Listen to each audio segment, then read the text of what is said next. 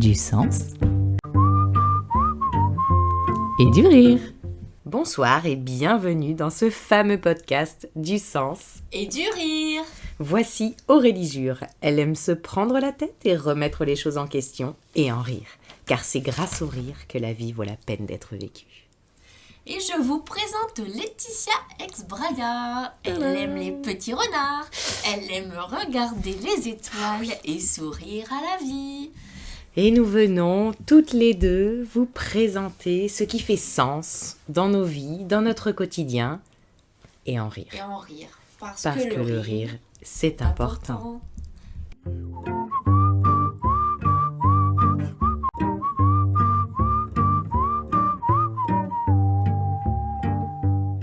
La vie, c'est des étapes.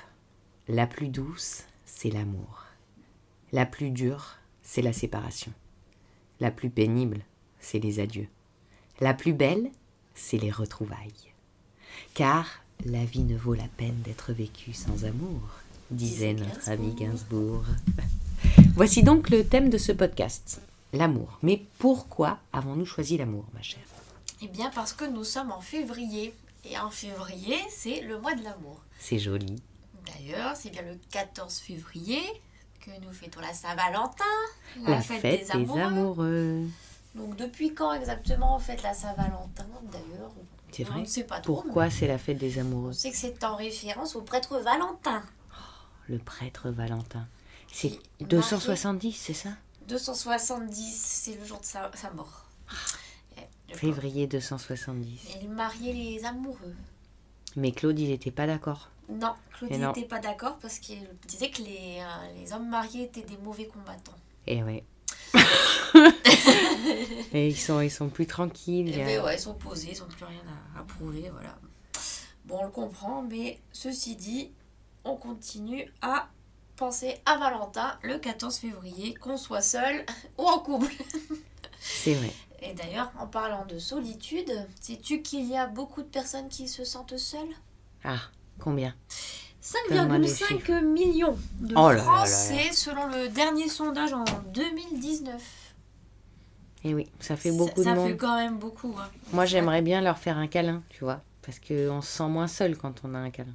Oui, on se sent moins seul. Après, la question de se sentir seul, c'est une notion bien personnelle encore. Et oui, parce qu'on peut aimer, mais se sentir seul. On peut même être aimé aussi et se sentir seul. Et c'est là où on peut commencer à cultiver l'amour de soi. Et on devrait. Mais on devrait tout le temps, même d'ailleurs. C'est une obligation. Aimons-nous nous-mêmes. Parce que nous sommes la personne la plus importante pour nous-mêmes. La plus importante de notre vie. Exactement. Et quoi qu'il en soit, finalement, même quand on dit aimer quelqu'un, est-ce que c'est pas soi qu'on aime? Et oui, des reflets de soi, des parties de soi, l'ombre de soi-même. Et oui, parce que c'est toujours une partie de soi qu'on va voir dans l'autre. L'ombre blanche, l'ombre noire, ce qui nous attire, ce qui nous énerve, nous frustre. Et là, je fais le lien avec les émotions. Les émotions, les sentiments, les sensations. Parce que pour moi, l'amour, c'est tout ça. C'est cette alchimie entre des émotions, des sensations qui sont vécues, qui créent des sentiments forts, qui animent et qui nous donnent toute cette énergie. Oui, l'amour, c'est la vie. C'est se sentir vibrer dans le ventre, dans le cœur, la légèreté dans la tête aussi d'ailleurs. Et donc, c'est vraiment ressentir. Voilà, ressentir l'amour, ressentir quelque chose. Mais c'est aussi construire. C'est aussi vivre quelque chose, quelque part. Parce que cet amour, il est dans l'instant présent, mais il peut se répéter. Et il a même tendance à donner un lien, une relation.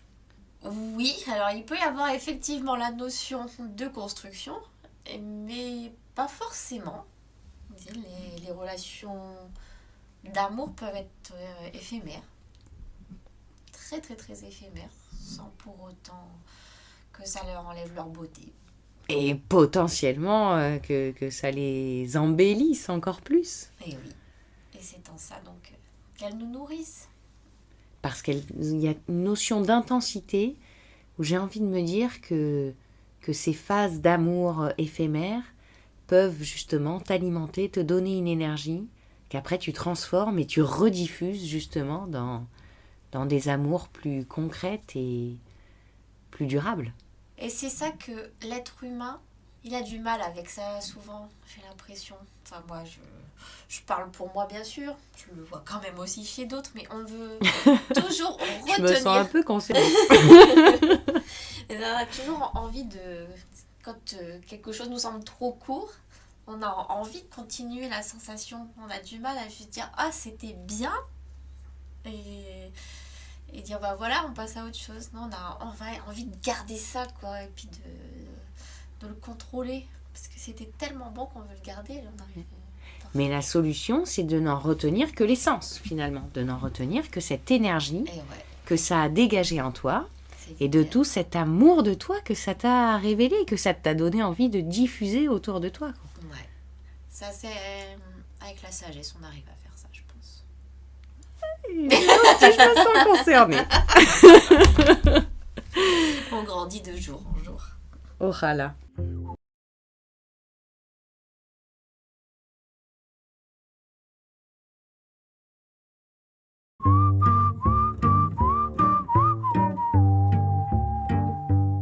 Donc comme nous abordons le thème de l'amour et que j'aimerais structurer notre propos, je nous propose une liste de différents types d'amour que nous avons pu identifier et mentionner lors de nos échanges amont. Et le premier, finalement, c'est l'amour à deux. C'est l'amour construit, c'est l'amour dans lequel on s'engage et auquel on apporte un cadre pour, quelque part, garantir la durabilité de cet amour. Mais qu'est-ce que cette durabilité, cette construction t'inspire, très cher? En fait, je vois surtout dans ce que tu dis la notion de couple. Oui. Et bon, c'est un schéma qui, quand même, est en pleine transformation dans la société actuelle. Les couples tels qu'on les connaissait, qui se connaissent et qui font des enfants et puis qui font leur vie ensemble, ça appartient vraiment à un ancien... de plus en plus à une structure de société qui est de moins en moins actuelle. Les choses bougent beaucoup. On parle de... Ouais, après des fois... mais c'est bien aussi, tu vois, sinon. Moi, là j'ai l'impression d'être un dinosaure quand tu me parles, sinon, si tu veux. Disons que quand on est parlé de la notion de libre amour aussi, c'est une conception... Alors, disons que c'est... Effectivement, l'amour peut se vivre dans un seul couple sur une seule vie. Pourquoi pas? Mais c'est la notion d'obligation, moi, qui me gênait. Je suis en train de sortir du sujet. Mais c'est vrai que c'est ça. C'était comme si à un moment donné, on se sentait obligé d'être en couple parce qu'il faut, parce que la société veut que ce soit comme ça. Alors que tout le monde n'est pas fait pour vivre dans ce schéma-là. Voilà, c'était... Mais que quelque part, quand tu le souhaites d'un commun accord et que tu t'épanouis finalement... Dans ce couple, que tu as un cadre en tout cas qui te permet de t'épanouir dans ce couple, eh bien pourquoi pas, quoi. Ah mais carrément, pourquoi pas, hein. Il y a de l'espoir, quoi. Chacun vit comme il le sent. Son amour, ses amours. Et oui, construire, ça, alors c'est une très belle chose, construire. Et comme on disait aussi, les plus belles histoires sont pas forcément faites pour durer. Parfois, elles peuvent être très éphémères, mais ça reste aussi des belles histoires. Donc, remercions-les d'avoir existé. C'est vrai, parce que finalement, elles nous permettent de ressentir une énergie, cette énergie de l'amour, qui est très forte, très puissante, et qu'on peut ensuite faire rayonner par ailleurs. Voilà, on n'est pas obligé de s'accrocher finalement à cette relation perdue, d'être... de l'attendre, voilà, espérer qu'elle revienne, alors que non, c'est fini, tant pis. Allez, exactement, et surtout, non, conservons, tu vois, cet amour et utilisons-le et diffusons-le, quoi. Mais oui, c'est formidable et on le récupère, tu vois, on le garde et on le maintient. Et du coup, voilà, on a passé un petit peu déjà dans ce qu'on a dit, ces notions d'amour charnel, d'amour puissant entre deux personnes avec cette notion de chair et de contact physique. L'amour-passion, qui généralement intègre aussi une notion de charnel, en tout cas quand la proximité le permet. Exactement. Et tout ça, ça nous amène à plus de douceur dans l'amour, une énergie tout aussi belle, mais beaucoup plus douce, qu'est l'amour filial, autour de nos filiations ascendantes et descendantes, autrement parlé, de nos parents chéris ou de nos enfants adorés. Parfois, c'est quand même pas très très doux cet amour, tellement il peut y avoir une bonne énergie assez fougueuse qui va se dégager de subir Et dans un sens comme dans l'autre d'ailleurs. De joie ou de colère, ouais, en ascendant ou en descendance. Mais ça reste de l'amour, effectivement. Et alors, dans la douceur aussi, ou en tout cas, je l'entends comme une énergie ressentie plus douce, même si les émotions générées peuvent être tout aussi intenses, c'est l'amitié. Ouais. L'amitié qui nous permet justement de vivre un amour au-delà du côté charnel, a priori, hein, sinon ça bascule de catégorie. Et donc, l'amour de la nature, hein, j'avais envie de faire la petite minute écolo, l'amour de la nature qui nous amène à l'amour de la vie. Oui, exactement, l'amour de la vie. Mais de toute façon, l'amour, simplement, c'est la vie. Mais, en tout cas, la vie ne vaut la peine d'être vécue sans amour. Hein, comme le disait notre ami Gainsbourg. Ouais, en fait, j'ai envie de rajouter derrière tout ça, derrière toutes ces notions, quel que soit envers qui on tourne cet amour, c'est la notion de désir. C'est vrai. Parce qu'il y en a du désir dans n'importe quel type d'amour. Le désir n'est pas forcément charnel, c'est simplement aussi le désir de passer un moment avec l'autre, de l'avoir au téléphone, d'échanger quelque chose, de partager une remarque, un instant, une musique. Exactement. Tout ça, c'est du domaine du désir. Oui, donc il y a la notion de désir de tout ce qui va aussi nous animer. Et parfois, ce qui nous anime, on n'a pas forcément envie de le voir. Parce qu'on a envie de voir que des choses belles de nous. On n'a pas envie de voir nos choses un petit peu plus sombres. Nos ombres noires. Oui, et c'est là que ça m'amène à d'autres définitions que j'avais entendues chez Vincent Cespedes, pour le citer, de l'amour. Et qu'elles me font tellement rire que je suis obligée de les partager. Donc pour commencer, c'est le pouvoir de rendre l'autre heureux ou malheureux. C'est susciter la dépendance de l'autre à soi. Aimer, c'est manipuler l'autre pour le soumettre à son amour. Celle-là, elle est pas mal. Et ouais. Aimer, c'est aussi cultiver sa souffrance avec celui qui veut votre bien. Voilà, pas mal de petites choses qui amènent réflexion. À la réflexion, tout à fait. Après, je t'avoue que j'aime bien une vision plus poétique et positive. Hein, que... Oui, mais en vrai, la vraie vie, c'est quoi ? Mais la vraie vie, mais non, mais je t'assure. C'est des petites fleurs et des étoiles et des renards. Mais il y a des petits renards, des planètes et tout ça. Il y a plein de choses super jolies malgré tout et qui animent justement. Et n'importe quoi que tu en fasses au final. Et j'ai peut-être quelqu'un qui va nous réconcilier avec la définition de l'amour. Ah, youpi. Là, ça réunit ce qu'on est. Oui. On est un être polarisé. Féminin, masculin, tout est à l'intérieur de nous. On le sait. Tout C'est vrai. Est déjà et dans l'amour, justement, il y a cette notion de recherche de l'unité. Oui, cette partie qui nous manque. Et donc, c'est féminin et masculin. Je crois que tu as une approche scientifique pour compléter notre réflexion. Une très belle définition de l'amour.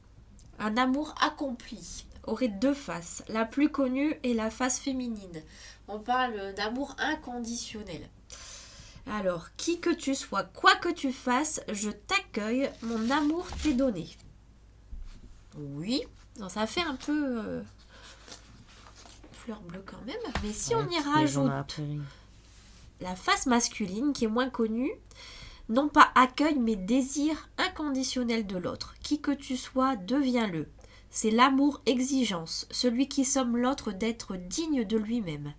C'est être cet être que tu es, ce mystère que je ne connais pas et qui t'échappe aussi à toi-même, je veux l'éprouver. Je veux que tu me le donnes et que tu le donnes au monde. Le désir inconditionnel sans l'amour inconditionnel est dureté. Ce n'est plus de l'amour car il n'y a pas de compassion pour les faiblesses de l'autre. Mais l'accueil inconditionnel sans l'exigence du véritable désir est un confort régressif qui étouffe la vie. Ainsi peut-on imaginer que l'amour est indissolublement masculin et féminin. Aimons-nous avec une tendresse impitoyable. J'aime cette tendresse impitoyable, Ouais, c'est beau, ça, oui. c'est beau, c'est Aimons-nous dans notre intégralité et en effet avec autant de douceur que de fougue finalement. Ouais, et dont l'autre à être le meilleur de lui-même. Et de nous-mêmes. Et de nous-mêmes. Et nous pousser à être le meilleur de nous-mêmes. Et donc, d'ailleurs, je m'étais noté une petite phrase que j'aime beaucoup. Finalement, dans l'amour, il y a j'aime, il y a je t'aime et il y a je m'aime. Je m'aime.